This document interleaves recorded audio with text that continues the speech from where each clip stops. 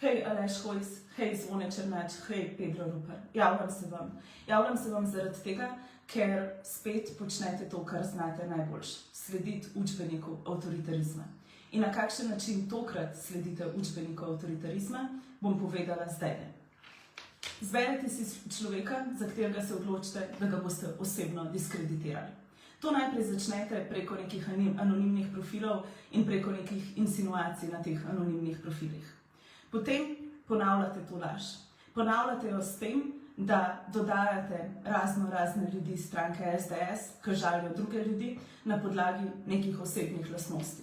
Delate vse, da se človeka sesuje, da se človeka zlom in da človek neha početi, kar počne.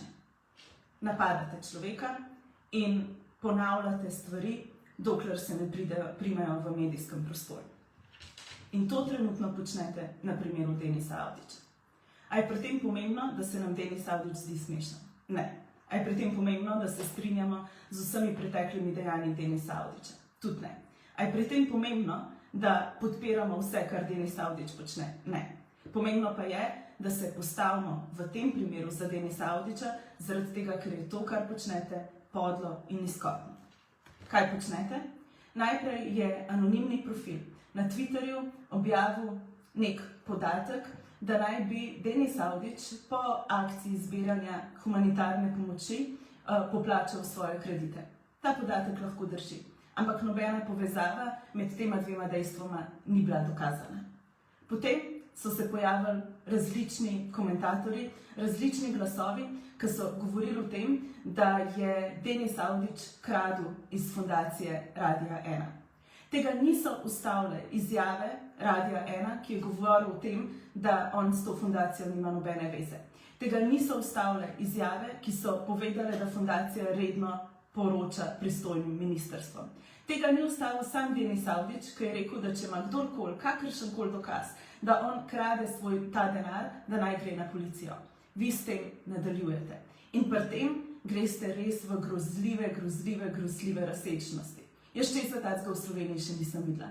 Napadate ga na podlagi njegove narodnosti, napadate ga na podlagi njegove družine, govorite resnično ogabne stvari. In vse to počnete zaradi tega, ker vam on očitno stoji na poti. Jaz v resnici ne razumem, kakšna je vaša politična kalkulacija tukaj zadaj. Ne razumem, zakaj to počnete in ne razumem, zakaj to delate.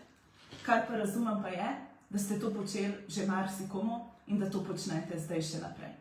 Dejstvo pa je, da Denis Avdić ne rab organizirati humanitarnih akcij. Denis Avdić ne rab početi vseh teh stvari, ki jih počne. To počne skupaj s svojimi kolegi, zaradi tega, ker so skupaj z Anito Ogulin pa drugimi želeli pomagati otrokom. In to še vedno počnejo. In kaj vi delate? Delate to, kar počnete vedno znova in znova. Uničujete, teptate možnosti dobrega v Sloveniji. Uničujete in teptate možnosti skupnosti v Sloveniji. In temu se bomo vsi vedno znova glasno uprli.